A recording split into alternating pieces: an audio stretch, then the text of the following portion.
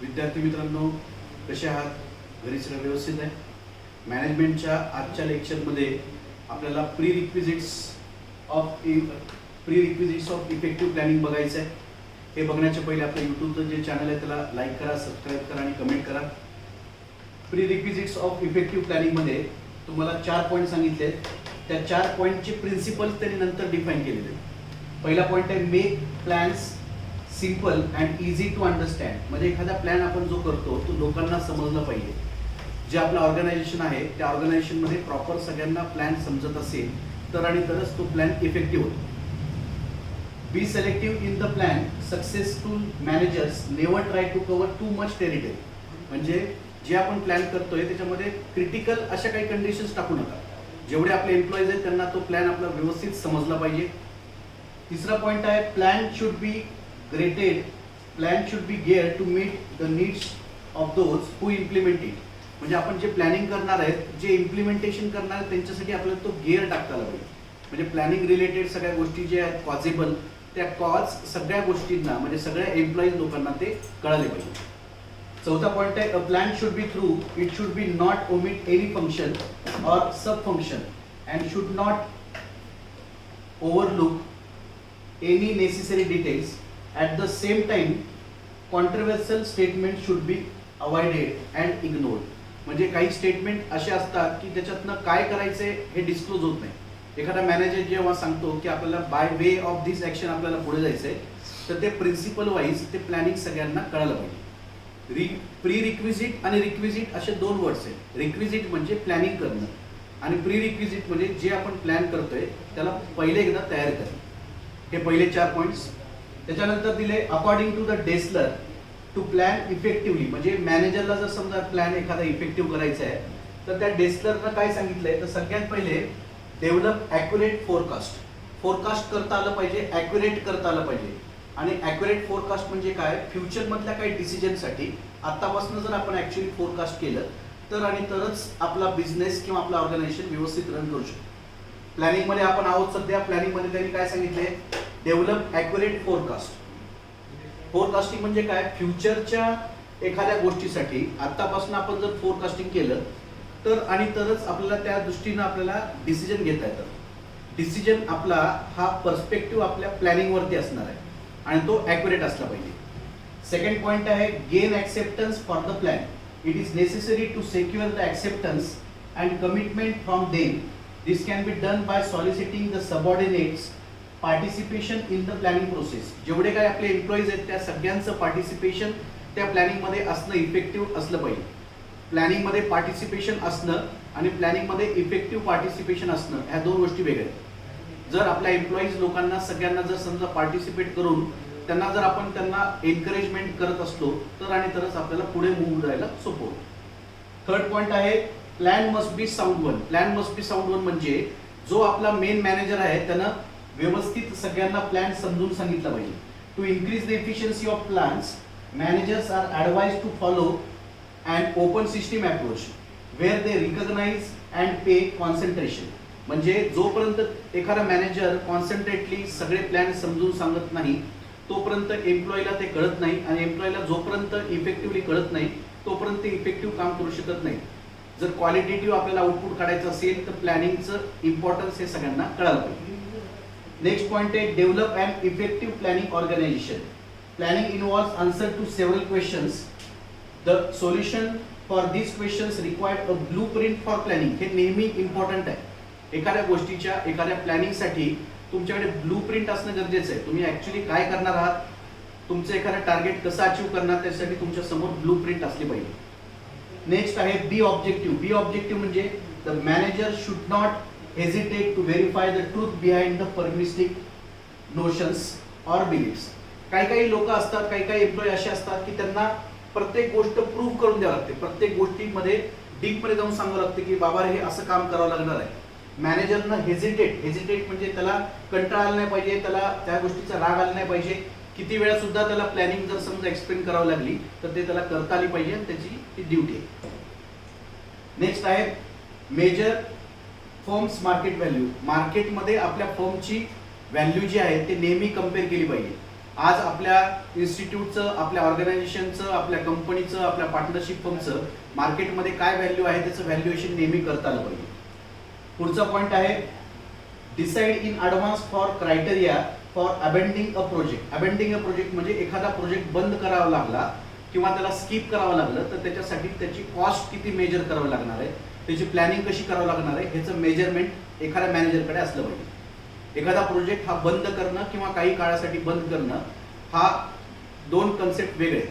म्हणजे एखादं काम आपण प्रोजेक्ट बंद करतोय आणि काही काळासाठी स्किप करतोय, तर ह्या दोन गोष्टीमध्ये लागणारा हा कॉस्ट पहिल्याच्या कम्पेअरमध्ये दुसऱ्याचा कॉस्ट जास्त असू शकतो. नेक्स्ट पॉईंट आहे setup a monitoring system. Setup a monitoring system म्हणजे मॅनेजरनं plans should preferably be subjective to the regular appraisal and review. त्याच्यात नेहमी रिव्ह्यू करता आलं पाहिजे आणि ॲप्रेझल रिॲप्रेझल करता आलं पाहिजे. त्याच्यामुळे सेटअप अ मॉनिटरिंग सिस्टीम असणं, त्याच्यावरती मॉनिटरिंग म्हणजे कंट्रोल असणारी सिस्टीम करणं आवश्यक आहे. आणि नेक्स्ट पॉईंट आहे revise the long term plans every year. Short term plans एका वर्षासाठी जे आपण प्लॅन करतो त्याला शॉर्ट टर्म प्लॅन म्हणायचे. लॉंग टर्म प्लॅन म्हणजे एका वर्षापेक्षा जास्त कुठले प्लॅन्स असतील तर त्याला लॉंग टर्म प्लॅन म्हणायचे. आणि ह्या सगळ्या गोष्टी अचिवेबल असल्या पाहिजेत आणि त्या नेहमी रिवाइज करता आल्या पाहिजे. रिवाइज करणं म्हणजे एखादा जर समजा बिझनेसवाला ऑर्गनाईज करत असेल आणि ऑर्गनाईज करत असताना त्याला रिवाइज करता आलं पाहिजे की आपण काय करतोय. लॉंग टर्म प्लॅन आपण जर समजा 70% कंप्लीट केलं एका वर्षामध्ये, तर दुसऱ्या वर्षामध्ये त्याचं रिवाइज करून मग राहिलेलं 30% कंप्लीट करता आलं पाहिजे. आणि पुढचा पॉईंट आहे fix the plan to the situation.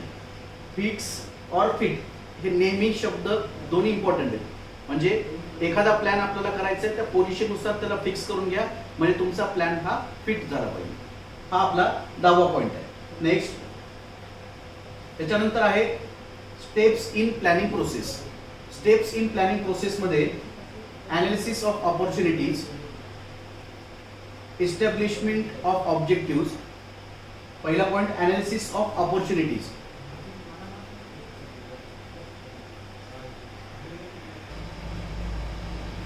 Steps in planning process.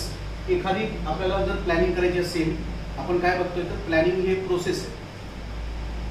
एखादी प्रोसेस आपण करत असताना, कुठली प्रोसेस करत असताना त्याच्या स्टेप्स येणार. प्लॅनिंग ही प्रोसेस आहे, त्याच्यामध्ये काही स्टेप्स आहेत. पहिली स्टेप काय आहे, analysis of opportunities. Analysis of opportunities मध्ये काय सांगितले बघा. Planning starts with analysis of opportunities in the external environment as well as return the organisation goods can be set only when a proper scanning of the environment that reveals the opportunity that exists.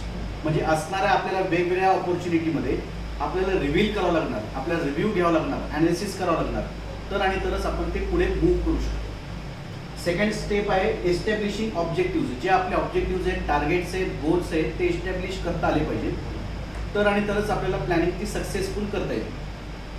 The next step in the planning process involves the establishing objectives for the whole organization. म्हणजे एकासाठीच नाही तर पूर्ण organisation जे आहे त्याच्यासाठी आपल्याला ते provide करावं लागतं. थर्ड पॉईंट आहे डिटरमाइनिंग प्लॅनिंग प्रिमायसेस. ज्या ठिकाणी आपण प्लॅनिंग करणार आहोत त्या प्लॅनिंग प्रिमायसेसमध्ये आपल्याला डिटरमाइन करता आलं पाहिजे. Planning premises refer to the environment in which the plans are to be implemented.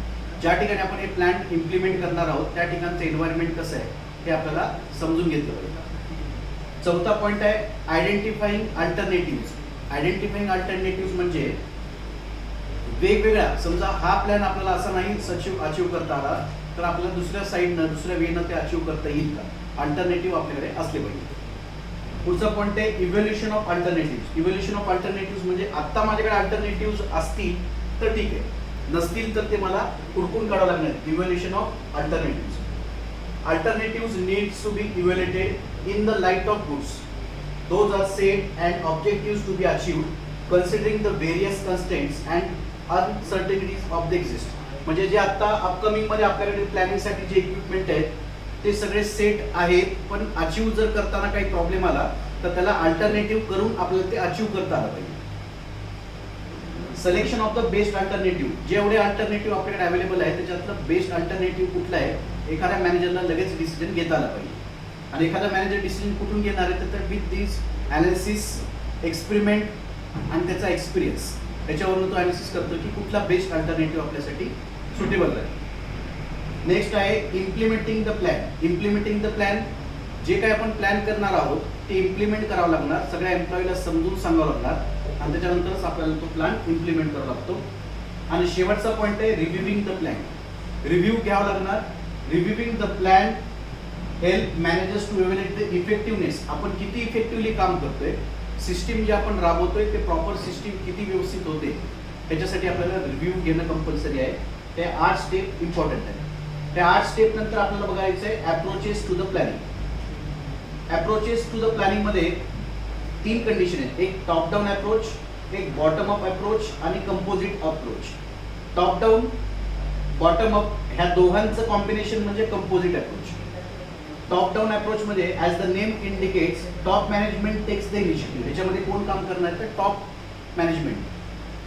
Major objectives, strategies, policies आणि derivative plans in the comprehensive manner. जे काही कम्युनिकेट करायचं आहे टॉप लेवलच्या लोकांना ते टॉप डाऊन अप्रोच मध्ये कन्सिडर करायचं आहे. सेकंड स्टेप आहे, सेकंड अप्रोच आहे bottom up approach. This is virtual reversal of the above approach. म्हणजे ह्याचं रिव्हर्सल ह्याच्यात आहे. जे प्लॅन, जे पॉलिसी, जी स्ट्रॅटेजी इथं डिसाईड होणार आहे ते वाईस वर्सा कशी इम्प्लिमेंट केल्या जाऊ शकते, ते इम्प्लिमेंट आपण कितपत करतोय, किती पर्सेंटेजमध्ये काम होतंय, हे सगळं कॅल्क्युलेशन पार्ट आपल्याला बॉटम अप अप्रोचमध्ये बघायचं आहे. तिसरा अप्रोच आहे composite approach. Here the management provides the broad parameters and guidelines to the line executive of middle and lower management levels, allows the needed flexibility. त्यांना जी लागणारी फ्लेक्झिबिलिटी आहे ते आपल्याला इथं प्रोव्हाइड करावं लागते. टॉप डाऊन आणि बॉटम अप ह्या दोघांचं मिक्सचर करून जे काही गाईडलाईन तयार होती ते गाईडलाईन आपल्याला कंपोजिट अप्रोचमध्ये देणं कंपल्सरी. ठीक आहे. पुढचा पॉईंट, टाइप्स ऑफ प्लॅनच्या पहिले टीम अप्रोच हा एक कन्सेप्ट आहे. टीम अप्रोच म्हणजे एवढं सगळं कंडक्ट करत असताना टीम तुमची इफेक्टिव्हली काम कशी करते. In the approach the task of planning is entrusted to a select team of planners whether they are line manager or staff experts. म्हणजे एखादा कंट्रोल सिस्टीम करणारे लाईन मॅनेजर असतील किंवा स्टाफ एक्सपर्ट असतील, त्यांच्याकडनं त्यांची टीम कशी काम करते हे रिव्ह्यू करता आलं पाहिजे. त्याच्यानंतरच कन्सेप्ट आहे types of plan. Types of प्लॅनमध्ये सगळ्यात पहिला प्लॅन आहे स्टँडिंग प्लॅन आणि दुसरा प्लॅन आहे single use plan. Standing plans are the recurring plans and they are use repeatedly in the situation of similar nature. A standing plan is used to again and again over a long period of time. म्हणजे long period time साठी, long term साठी जर एखादा plan करायचा असेल तर त्या प्लॅनला आपल्याला स्टँडिंग प्लॅन म्हणजे पुन्हा कंटिन्युअसली रिपीटेडली आपण तो प्लॅन करू शकतो. It is a standing guide to thinking and action. A standing plan is a standing answer to the recurring problems and it is of permanent or long term nature. आता जे सांगितलं मी long term साठी तुम्हाला जर करायचं असेल तर standing plan असणं गरजेचं आहे. त्याच्यानंतरचा प्लॅन आहे single use plan. Single use plan म्हणजे एकदा यूज केलं की त्याला यूज करता येणार नाही. A single use plan is use to once and then it is discarded. It is design to fit the demands of a specific situation or goal. म्हणजे एखादं टार्गेट आहे, छोटंसं गोल आहे आणि ते अचीव करत असताना सिंगल आपल्याला जर प्लॅन करायचा असेल तर तेवढाच त्याचा युटिलाइज आपण ते करू शकतो. सिंगल प्लॅन अचीव करण्यासाठी जर समजा आपल्याला ते प्रॉपर करायचं असेल तर आणि तरच आपल्याला तो प्लॅन आपल्याला करता येईल. त्याच्यानंतर आहे प्लॅनिंग प्रिमायसेस. प्लॅनिंग प्रिमायसेस मध्ये काही टाइप्स आहेत. एक आहे पहिले internal external premises, controllable, semi controllable, uncontrollable premises, tangible आणि इनटँजिबल प्रिमायसेस. काय आहे इंटरनल एक्सटर्नल प्रिमायसेस? ज्या ठिकाणी इंटरनली तुम्ही तिथं काम करू शकता. एक्सटर्नली म्हणजे ज्या ठिकाणी फक्त ट्रेनिंग सेंटर अवेलेबल्स आहेत त्या ठिकाणी इंटरनल आणि एक्सटर्नल प्रिमायसेस आपण हे करू शकतो. The factors which exist within the business organisation furnish in the basis for internal premises. ज्या ठिकाणी तुमचं काम चालू आहे तिथं इंटरनल प्रिमायसेस आणि त्यासाठी लागणारी ट्रेनिंग जिथं प्रोव्हाइड करतात ते एक्सटर्नल प्रिमायसेस. ह्या सगळ्यांचा बेस म्हणजे इंटरनल आणि एक्सटर्नल प्रिमायसेस. सेकंड पॉईंट आहे कंट्रोलेबल, कंट्रोलेबल, सेमी कंट्रोलेबल आणि अनकंट्रोलेबल प्रिमायसेस. असे प्रिमायसेस ज्या ठिकाणी आपण कंट्रोल करू शकतो त्याला आपण कंट्रोलेबल प्रिमायसेस म्हणतो. ज्या ठिकाणी ऑर्गनायझेशनचं पूर्ण लक्ष त्यांच्या एम्प्लॉईज वरती असतं that is controllable. Semi controllable, ऑर्गनायझेशनचं थोडं लक्ष आहे आणि टीम वरती त्याचा जो लीडर आहे तो परफेक्टली काम करतोय that is called as semi controllable. आणि अनकंट्रोलेबल म्हणजे लॉंग टर्म एखादी प्रोसेस चालू आहे त्या ठिकाणी कोणाच्याही कंट्रोलची गरज नाही, त्या ठिकाणी आपण त्या प्रिमायसेसला आपण अनकंट्रोलेबल प्रिमायसेस म्हणू शकतो. आणि प्लॅनिंग मधला शेवटचा पार्ट टँजिबल आणि इंटँजिबल प्रिमायसेस. टँजिबल इंटँजिबल म्हणजे the premises that can be express in tangible physical terms. ज्या गोष्टीला आपण टच करू शकतो, काउंट करू शकतो, त्याला टँजिबल प्रिमायसेस म्हणायचे. Land and building, plant and machinery हे झाले टँजिबल असेट्स. तसंच टँजिबल प्रिमायसेस म्हणजे ज्या ठिकाणी त्या बिल्डिंगवरती, ज्या बिल्डिंगमध्ये ॲक्च्युली काम चालू आहे त्याला आपण टँजिबल प्रिमायसेस म्हणू शकतो. इंटँजिबल प्रिमायसेस म्हणजे ज्या ठिकाणी मॅन्युफॅक्चरिंग चालू आहे पण ते आज आहे उद्या नाही, 2 दिवस आहे 5 दिवस नाही, अशा ठिकाणी जे काही प्रोसेस सगळे चालतात that premises is called as intangible premises. कळतंय? टँजिबल प्रिमायसेस आणि इंटँजिबल प्रिमायसेस.